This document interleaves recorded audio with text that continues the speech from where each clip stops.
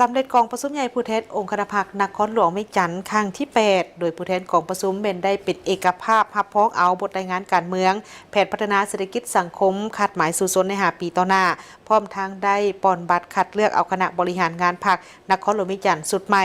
โดยได้เลือกเอาสหายอนุภาพตุลาลมเป็นเลขาคณะพรรคอีกสมัยหนึ่ง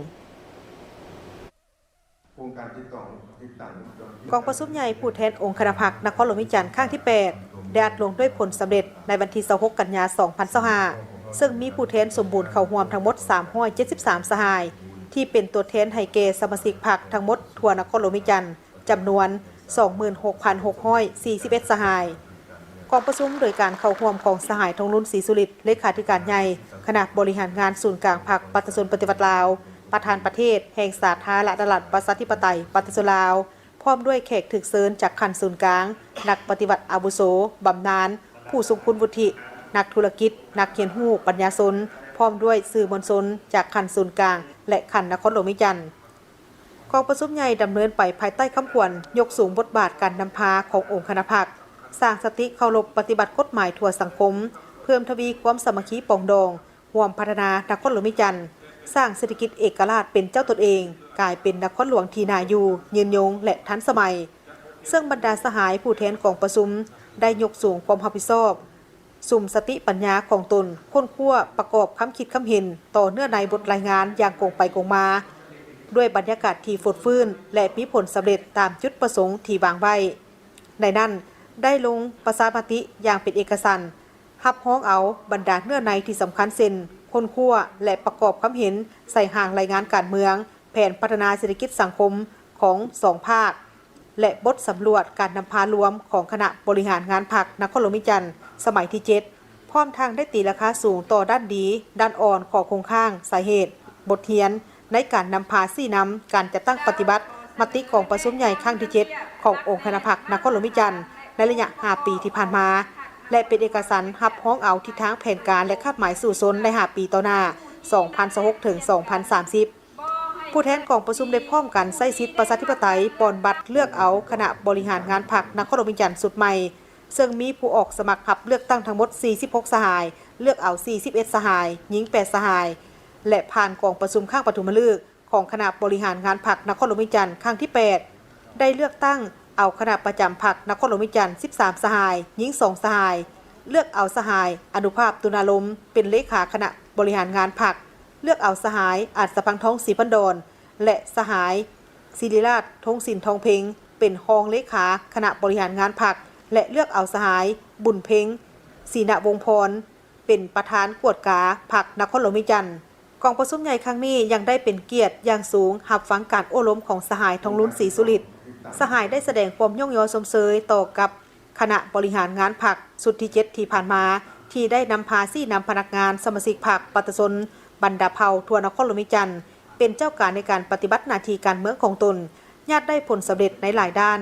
พร้อมกันนั้นสหายก็ได้ซี่นำต่อคณะบริหารงานพรรคสุดใหม่ให้สืบต่อปรับปรุงแก้ไขจุดอ่อนข้อคงข้างและนำเอาทิศทางแผนการที่เป็นเอกภาพกันภายในกองประชุมใหญ่ผู้แทนองค์คณะพรรคนครหลวงเมฆจันทร์ครั้งที่9ในครั้งนี้ไปพันขยายและจะตั้งปฏิบัติให้มีประสิทธิผลสูงในโอกาสนี้ข้าพเจ้าก็ขอมีบางความเห็นต่อคณะบริหารงานขององค์คณะพรรคนครหลวงเวียงจันทร์สุดใหม่แลกเปลี่ยนกับบรรดาสหายดังนี้ ภายหลังกองประชุมใหญ่สิ้นสุดลงให้บรรดาสหายฮีบห่อนแบ่งงานแบ่งความรับผิดชอบทั้งมอบหมายหน้าที่ให้กันให้ทันเวลา อยู่ในคณะพรรคอยู่ในคณะประจำอยู่ในคณะกวดกาขององค์คณะพรรคให้ลงมือเฮ็ดเวียกโลดเพราะเวลาและความอยากของต้องการบ่รอท่าให้มีความซักษะแก่ยาวอีกแล้วเบียกงานพันขยายมติของกองประชุมครั้งที่8ของบรรดาสหายนี่มันบ่งบอกถึงความหีบฮ้อน ถึงความต่อเนื่องความเป็นระบบและต้องมีการหันเปลี่ยนที่ลึกซึ้งแต่หัวที่ไปโลด อันหนึ่งสองบรรดาสหายจะได้เอาปัญหาขอคงข้างที่บรรดาสหายได้สอบเห็นที่ภายหลังปฏิบัติมติกองประชุมใหญ่ของพวกสหายครั้งที่7ที่ผ่านมานั้นให้มาจัดเลี้ยงเป็นบุริมสิทธิ์ให้มาจัดเลี้ยงเป็นบุริมสิทธิ์เพื่อให้มีการแก้ไขให้ตกไปเป็นเก่าๆแต่ละอัน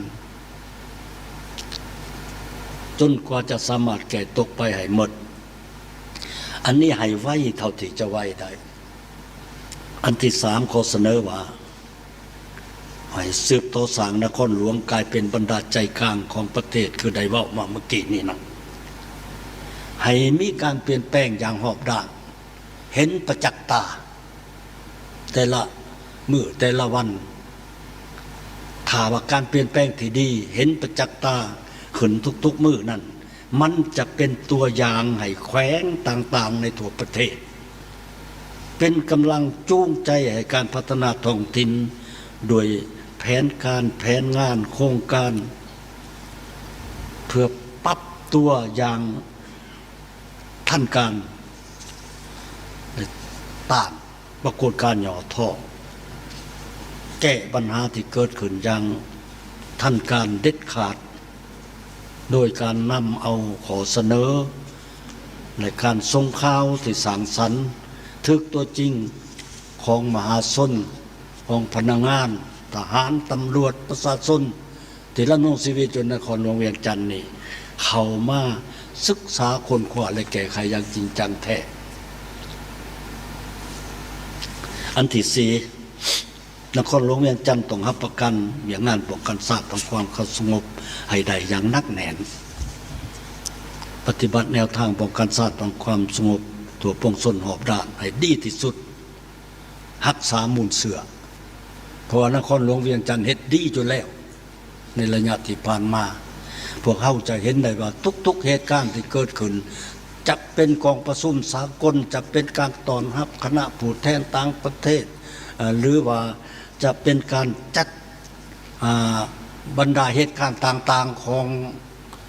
ระดับชาติระดับโลกอยู่ในนครหลวงเวียงจันทน์นี้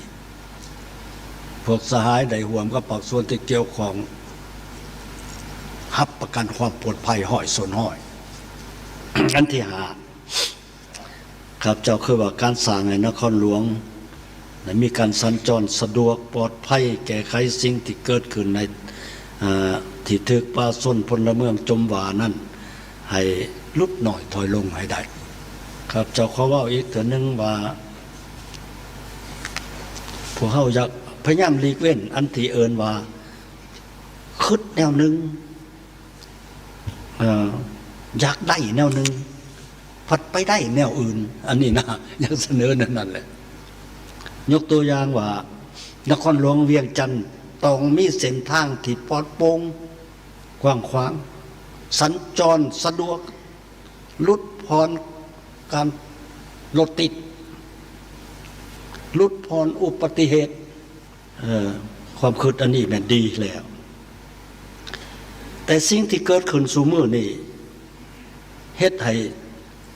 เส้นทางแคบเขาเฮ็ดให้รถติดหลายกว่าเก่าอุบัติเหตุก็อาจจะหลายคนทำท้องถนนอันนี้พวกสหายต้องตั้งใจแก้ไขแท้ๆกองประชุมยังได้เรียกร้องมายังคณะพรรคองค์การปกครองทุกขั้นสมาชิกพรรคพนักงานกำลังประกอบอาวุธและประชาชนบรรดาเผ่าในทั่วนครหลวงเวียงจันทน์จงเสริมขยายน้ำใจรักชาติความสามัคคีเป็นเอกภาพความเป็นเอกราชเป็นเจ้าตนเองและความรับผิดชอบสูงต่อหน้าที่การเมืองของตนเฮ็ดให้มติกองประชุมใหญ่ขององค์คณะพรรคในครั้งนี้ได้รับการจัดตั้งปฏิบัติหั่นเป็นแผนการโครงการละเอียดเข้าสู่เวทงานตัวจริงให้มีคุณภาพเพื่อรับประกันให้แก่องค์คณะพรรคนครหลวงเวียงจันทน์มีความเข้มแข็งนักแน่นและสามารถยัดได้ผลสำเร็จใหม่ใหญ่หลวงกว่าเก่า